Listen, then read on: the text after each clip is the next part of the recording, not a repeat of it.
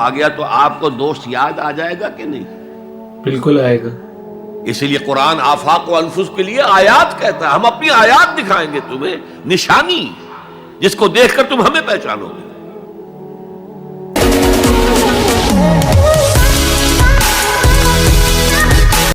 السلام علیکم دوستو، welcome to react with A Z. کیسے ہیں آپ لوگ؟ امید ہے خیریت سے ہوں گے. میں ہوں اسد اور ایک بار پھر ایک اور نئی ویڈیو کے ساتھ آپ کی خدمت میں حاضر ہوں. آج جس ویڈیو کے اوپر ریئیکشن کرنے والے ہیں وہ ڈاکٹر اسرار صاحب کی ویڈیو ہے اور اس کا ٹائٹل ہے ریالٹی آف لائف. تو چلیے ویڈیو کو سٹارٹ کرتے ہیں، پر اس سے پہلے چینل کو سبسکرائب کرنا نہ بھولیے گا اور ویڈیو کو اینڈ تک دیکھیے گا. کلا انہا تذکرہ، یہ لفظ بہت اہم ہے. تذکرہ، ذکرہ، تذکیر، فذکر بالقرآن، کیا معنی ہے اس کے؟ یاد دہانی صحیح ترین ترجمہ ہے، یاد دہانی. ایک ہے کسی کو کچھ سکھانا، نئی بات سکھانا، ایک ہے یاد دہانی. اسے ایک چیز معلوم تھی، کوئی بھول گیا، یاد کرانا. جی. جیسے آپ کے کسی دوست نے آپ کو بہت قیمتی قلم دیا تھا، آپ نے اسے بہت سنبھال کر اپنے ٹرنک میں رکھ دیا. اب سال ہا سال ہو گئے، نہ دوست سے ملاقات، نہ وہ یاد. اچانک آپ نے کسی روز ٹرنک کھولا اور وہ قلم آ گیا تو آپ کو دوست یاد آ جائے گا کہ نہیں؟ بالکل آئے گا. اسی لیے قرآن آفاق و انفس کے لیے آیات کہتا ہے. ہم اپنی آیات دکھائیں گے تمہیں، نشانی جس کو دیکھ کر تم ہمیں پہچانو گے. اور تذکرہ کا مطلب کیا ہے؟ پوٹینشلی ایمان ہر انسان کے دل میں موجود ہے. جی. یہ جو روح جو ہمارے قلب کی مسکن نکین ہے، اس میں اللہ کی معرفت بھی ہے، اللہ کی محبت بھی ہے. البتہ ذہول کے پردے پڑ گئے ہیں، بھول اور نسیان طاری ہو گیا ہے. ہم دنیا ہی کے اندر گم ہو کر رہ گئے ہیں. ہماری ساری دلچسپیاں دنیا سے ہیں، لہذا ہماری توجہ ہی نہیں ہے. ورنہ ہر انسان کے دل میں یہ جو یہاں ہندوستان میں کہتے ہیں آتما اور پرماتما، آتما اور پرماتما کا تو تعلق بہت گہرا ہے. ابتدا میں بنا دی گئی تھی ارواح. جب ہم سب کے سب تمام انسان آدم سے لے کر اور تا قیامت جو انسان آئے گا دنیا میں، ان سب کی ارواح پیدا کر دی گئی. جی بالکل. اور پوچھا گیا الستو بربکم قالوا بلا، یاد ہے؟ لہذا یہ تذکرہ ہے، یہ یاد دہانی ہے، تمہارے اندر موجود ہے. اللہ کی معرفت بھی موجود ہے، اللہ کی محبت بھی موجود ہے. لیکن کلا بل ران علی قلوبہم ما کانوا یعملون، ان کے دلوں پر زنگ آ گیا ہے اب ان کے اعمال کی وجہ سے.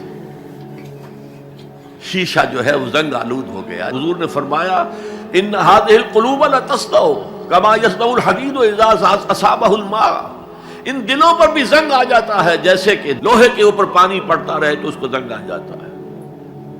پوچھا گیا فما جلاؤها یا رسول اللہ، اے اللہ کے رسول ہماری تلواروں کو زنگ لگتا ہے، ہم پالش کرتے ہیں، سیکل کرتے ہیں، وہ پھر چمک اٹھتے ہیں.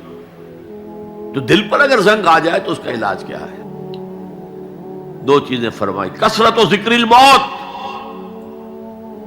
و تلاوت القرآن. دو کام کرو کثرت سے، موت کو یاد رکھو، یہاں رہنا نہیں ہے، جانا ہے. جی جی.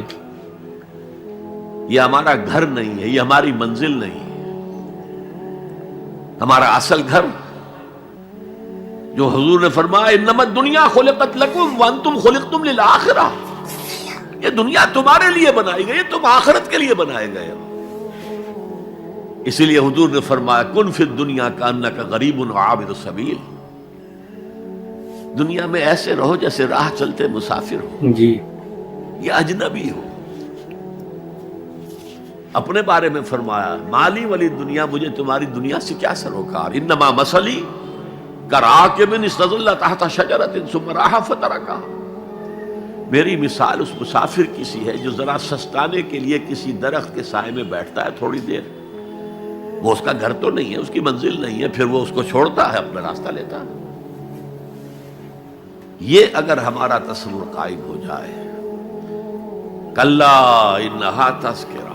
اب اس کے بعد جو الفاظ آئے ہیں فی صحف مکرمۃ مرفوعۃ مطہرۃ بایدی سفرۃ کرام بررہ،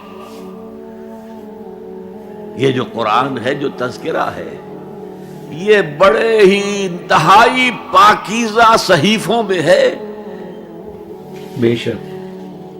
فی صحف مکرمۃ، بڑے باعزت، مرفوعۃ مطہرۃ، مرفوع بلند اور انتہائی پاک.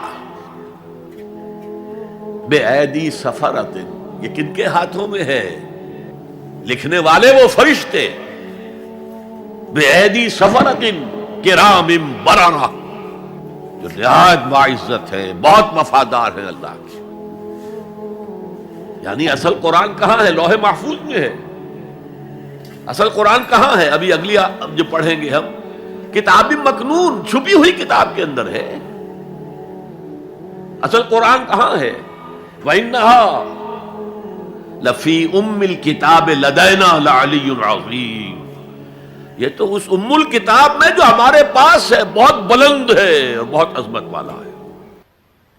اس ویڈیو کے اندر ڈاکٹر اسرار صاحب ریالٹی آف لائف کے بارے میں بتا رہے تھے کہ ایک انسان، ایک مسلمان کی جو زندگی ہے وہ کیا ہے.